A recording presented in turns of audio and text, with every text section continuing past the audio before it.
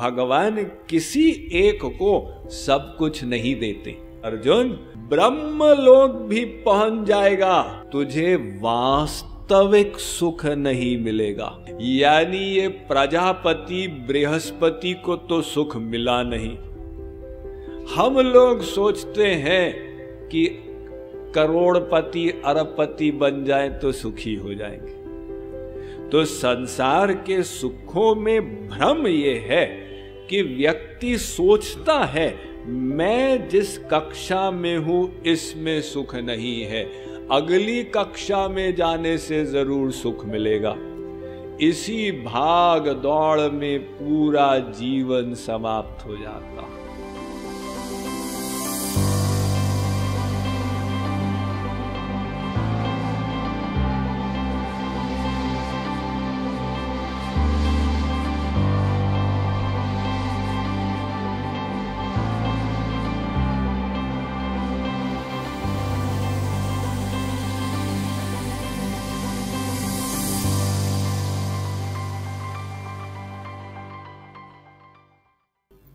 तैत्तिरीयोपनिषद कहता है जरा संसार के सुखों की कक्षाओं पर विचार करो। साईशानंदस्य मीमांसा भवति युवा स्यात् साधु युवाध्यायकः आशिष्ठो दृढ़िष्ठो बलिष्ठो तस्येयं पृथ्वी सर्वा वित्तस्य पूर्णा स्यात् स एको मानुष आनंदः। ये तैत्तिरीयोपनिषद में आनंद की मीमांसा की गई और कहा देखो इस मृत्यु लोक में सबसे सुखी व्यक्ति कौन सा होगा। तो वेद कह रहा है कि मान लो कोई संपूर्ण मृत्यु लोक का राजा है। अब ऐसा कलयुग में होता नहीं है। वर्तमान काल में एक भारत के प्रधानमंत्री, राष्ट्रपति, एक अमेरिका के प्रेसिडेंट और एक रशिया के प्रेसिडेंट, अब 190 देश हो गए, सबके अलग अलग अध्यक्ष।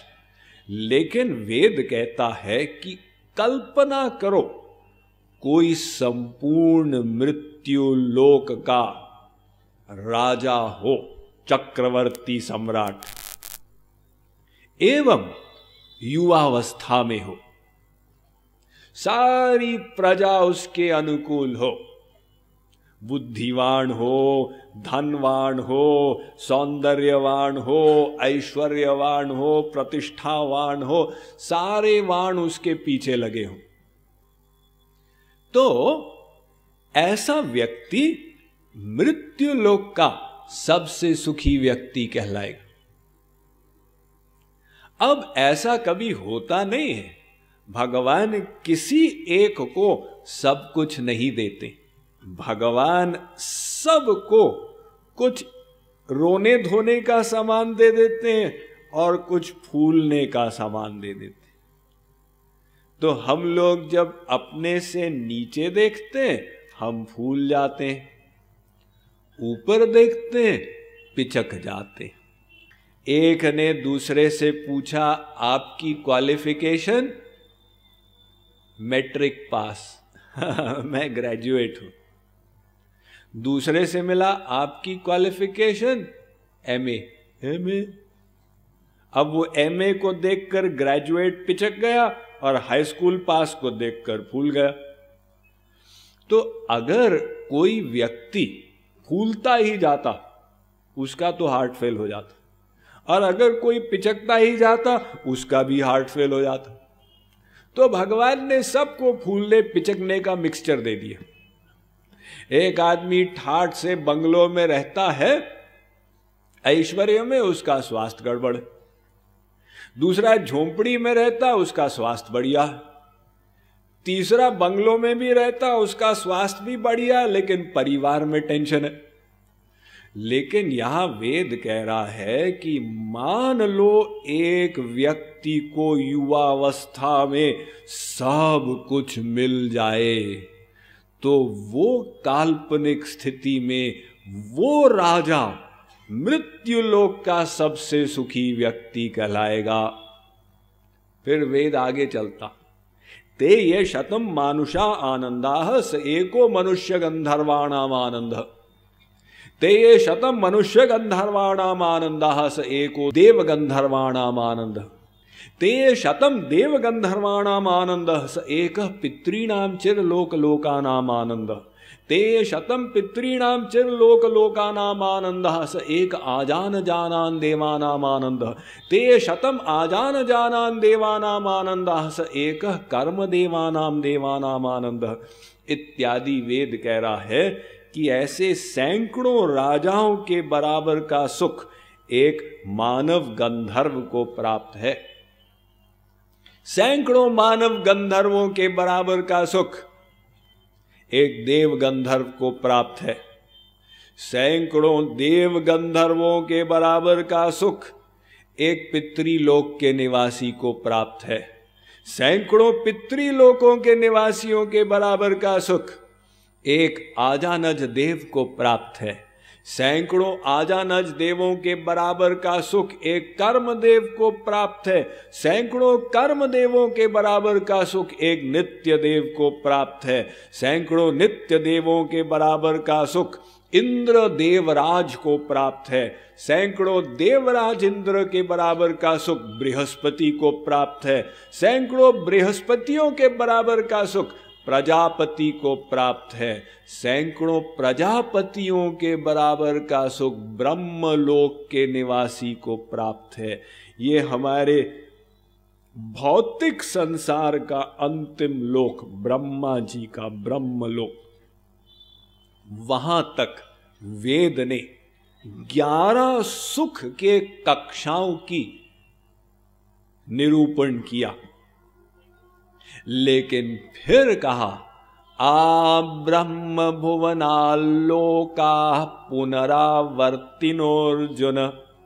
ये श्री कृष्ण कह रहे हैं गीता में कि अर्जुन ब्रह्मलोक भी पहुंच जाएगा, तुझे वास्तविक सुख नहीं मिलेगा। यानी ये प्रजापति बृहस्पति को तो सुख मिला नहीं।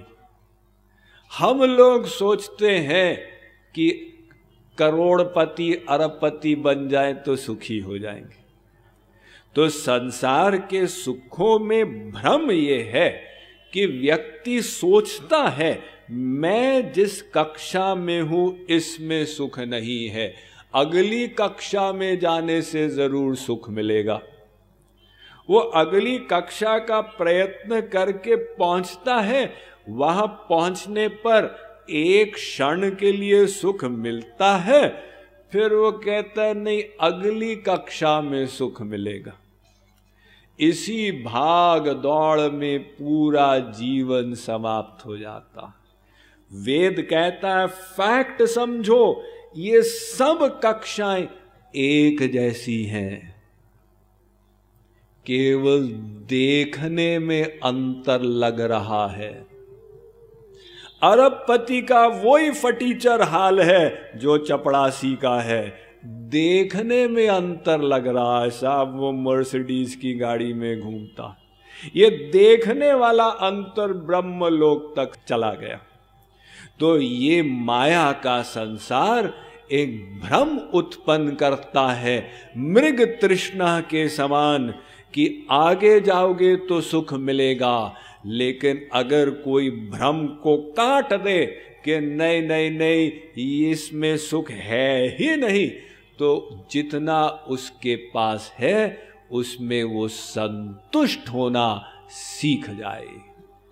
सतु भवति दरिद्री यस्य तृष्णा विशाला, मनसि च परितुष्टे कोर्थवान को दरिद्रः। भर्तृहरि जी महाराज कहते हैं गरीब कौन है?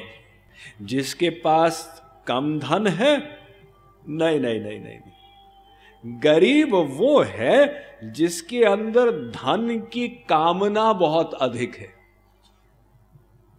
किसी के पास 3 शर्ट हैं पहनने को और संतुष्ट है, कामना भी 3 शर्ट की है, तो उसको कोई अभाव नहीं लगता। किसी के पास 20 शर्ट हैं, वो कहता है महीने के प्रत्येक दिन के लिए नई शर्ट हो तब मजा आए, अभी 10 शर्ट और होनी चाहिए। तो 20 शर्ट होने पर भी वो 10 शर्ट की कमी का अनुभव कर रहा है।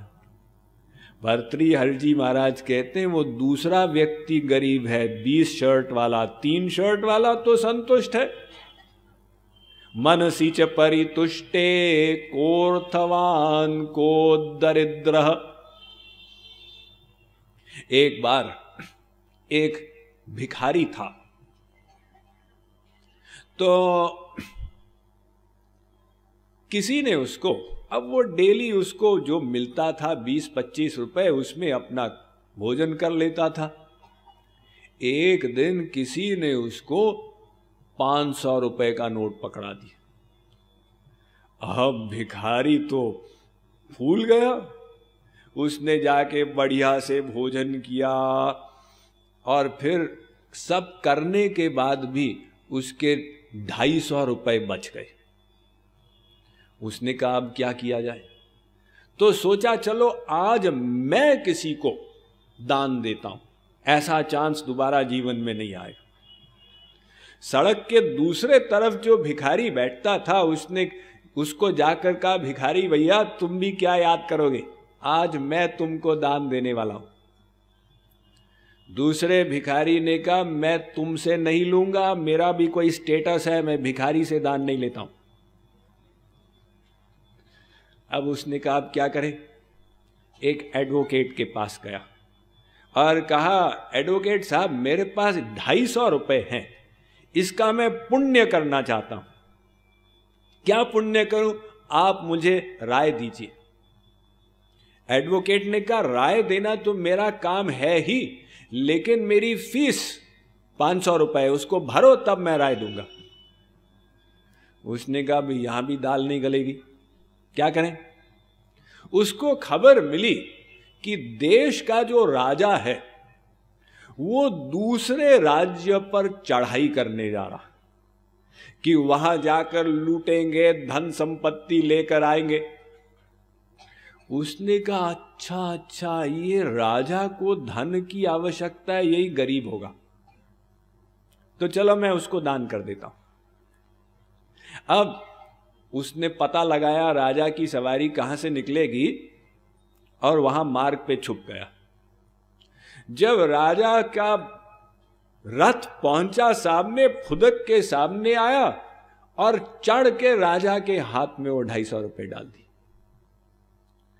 अब राजा तो हक्का बक्का हो गया कि ये भिखारी मेरा इंसल्ट कर रहा है। राजा ने कहा ये गुस्ताखी का मतलब क्या है। राजा साहब मैं खोज रहा था कोई गरीब मिले, मुझे पता चला कि आप दूसरे देश पर चढ़ाई करने जा रहे हैं, मैंने कहा आप ही गरीब होंगे, चला आपको दे देते हैं। राजा को बोध हुआ मैं वास्तव में गरीब हूं, मेरा खजाना तो भरा हुआ है लेकिन वासना की तृप्ति नहीं है। तो यही भर्तृहरि जी ने कहा सतु भवति दरिद्री यस्य तृष्णा विशाला।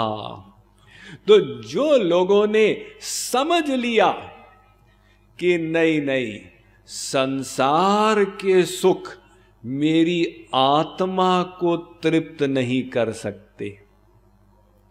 मैं शरीर नहीं हूं आत्मा हूं, ये आत्मा परमात्मा का अंश है, इसलिए आत्मा का सुख परमात्मा से मिलेगा।